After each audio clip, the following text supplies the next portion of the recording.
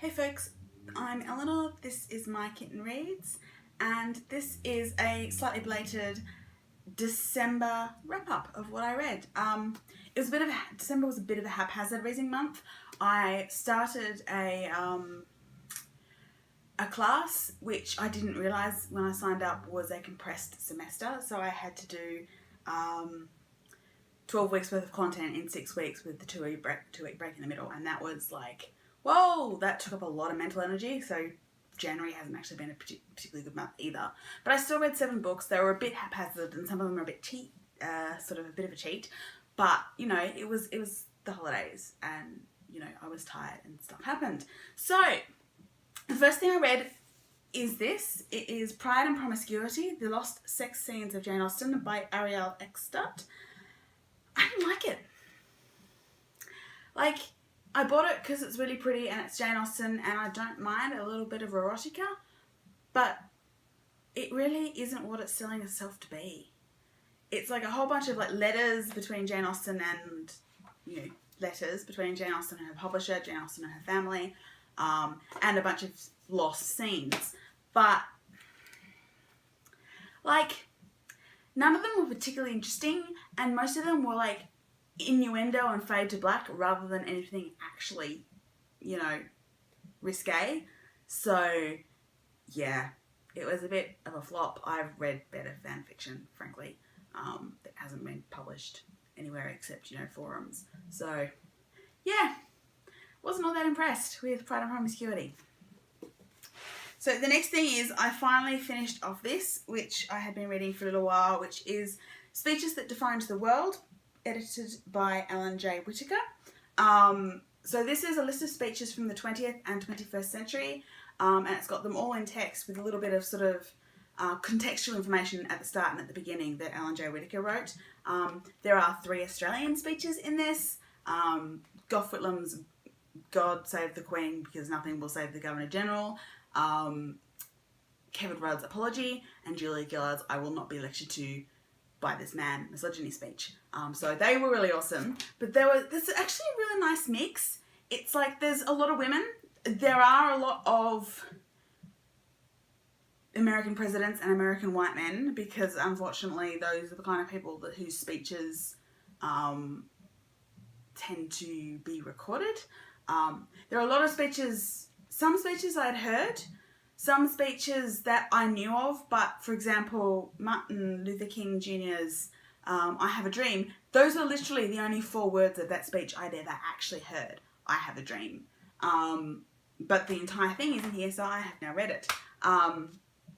There are speeches from different sides of politics. There is only one that I skipped. I skipped Hitler's The Jewish Question because right now I cannot cope with reading that. I really can't handle reading Hitler talking about Jews right now. It's just no. But I did, for example, read Castro, one of his speeches, which I actually thought it was one of his very early speeches, his first speech to the UN. And it made a lot of sense. It's one of those things that makes me think communism has great ideals. Like Marxist ideals actually aren't that bad, but they've never been implemented well. They've never been really, people who try and implement them have never actually ended up being good people. And so suffering ensues. And so they never lived up to those ideals. So that was interesting. I actually expected to cry a lot more than I did. I didn't start crying until, Benazir Bhutto, who was of course the first female Prime Minister of Pakistan. There was her speech to the US Congress actually started making me cry. And it's one of those things where in its historical context, it was such a good speech. But you also have to temper that with the knowledge that at the time she supported Al-Qaeda, just like the Americans supported Al-Qaeda in Afghanistan, and the Taliban and stuff. Well, not Al-Qaeda, but yeah, the Taliban definitely. And it's like, with hindsight, not a good plan, but her speech was so good. And so that was the first one that really made me cry. And then I just completely lost it in the 1995 speech by Hillary Clinton in China about the rights of women. I just started crying. I cried through Malala's speech, which is one of the 21st century speeches. Oddly enough, the Australian speeches just made me feel fierce. And I'm completely not surprised that all 3 Australian speeches are Labor Prime Ministers. Little bit of Australian politics there. Hi! But yeah, it was a really good, really interesting read, and sort of gives me a bit of a think about history in a different way. History through words that I heard, history through words that I read, history that I'd never heard of. For example, the first speech in here is by Mary Church Terrell, What It Means to Be Coloured, and she said that I think in 1905 in Washington DC, and I'd never heard of Mary Church Terrell, but it was a really interesting speech. You know, there's Theodore Roosevelt and Elaine Pankhurst, Woodrow Wilson, Mustafa Kemal Ataturk, King Edward the Eighth's abdication speech, Winston Churchill, Gandhi, Golda Meir, the Israeli Prime Minister, you know, so many very interesting people. Some I'd heard of, some I hadn't. But some really good speeches and some really uncomfortable speeches. But definitely worth a read. I mean, there was a couple of, like, it could have used a bit of a proofread, to be honest. But in places, mostly the contextual information could have used a bit of a proofread occasionally. But yeah, it was a really good book. Really liked that. So I started on the plane to Tasmania and finished in Tasmania. The ebook which came out, I had pre-ordered it, and it is Girl Reporter by Tansy Roberts. This is a novella. It's her 3rd story in the cookie cutter superhero universe, in the universe where these machines turned up one day in every country on Earth and started selecting people to turn into superheroes. And there's a lottery every 6 months where someone new is selected and someone old is kicked out. So that's basically the way the world works. So every country's got its own superhero team, and of course now there are super villains as well, but no one quite knows how they happen. In Girl Reporter, we meet Friday Valentina, who's a millennial vlogger. She's a new media type of person. Her mother is the most famous superhero reporter in the world. They're Australian, and she was the first person to get a proper interview with a superhero back in the 80s. Her mother was anyway, yeah. And this time round, Friday finds out her mother's gone missing. And now she's got to figure out where she's gone, who's got her, and how she's going to get her back. And so there's all sorts of mother-daughter stuff. There's a whole sorts of found family stuff. There's, you know, the whole thing about, you know, Friday feels that her mother doesn't respect her work because it's new media. But, you know, she really thinks that this is a good, you know, her work is good and all that kind of stuff. So it was Tansy, it was witty, it was funny, and it was a really good read. Then we get a bit cheaty and we get some of the books that I have previously mentioned I got for Christmas. So I read Dr. 11th. Now, I probably wouldn't have included this if I hadn't already well passed my goal for the year. But yeah, Dr. 11th, one of the Doctor Who Mr. Men books, in which 11 and River Song have a bit of adventure because the Doctor's lost, I think he's Fez. Yeah.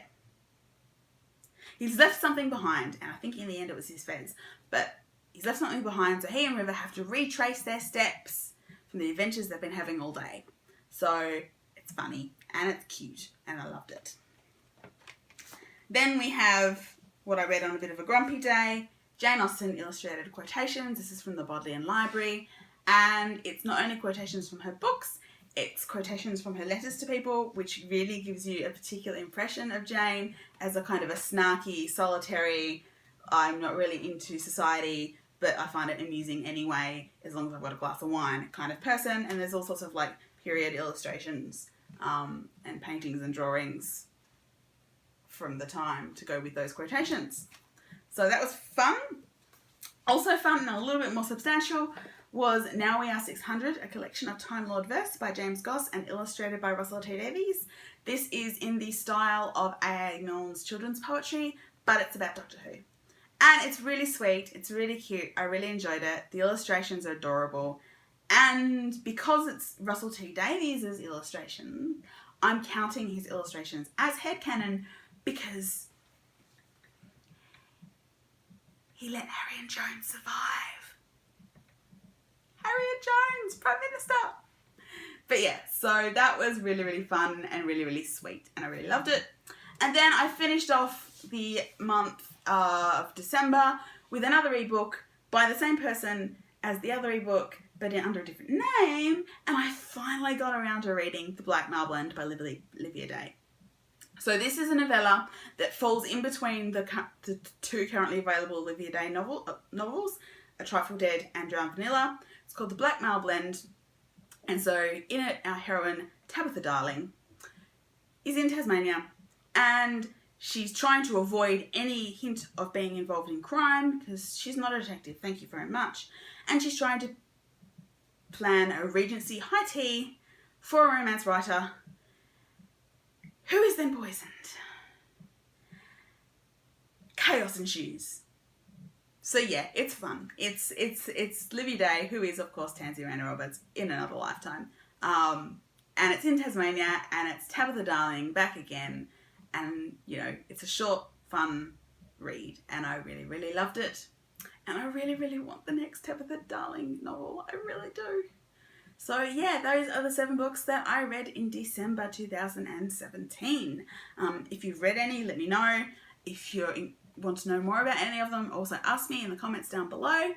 And yeah, I'll see you all again really soon actually, because I've been putting it off because of stuff, but I kind of want to do a best of 2017 before the end of the month. We don't have long left. Alright, bye.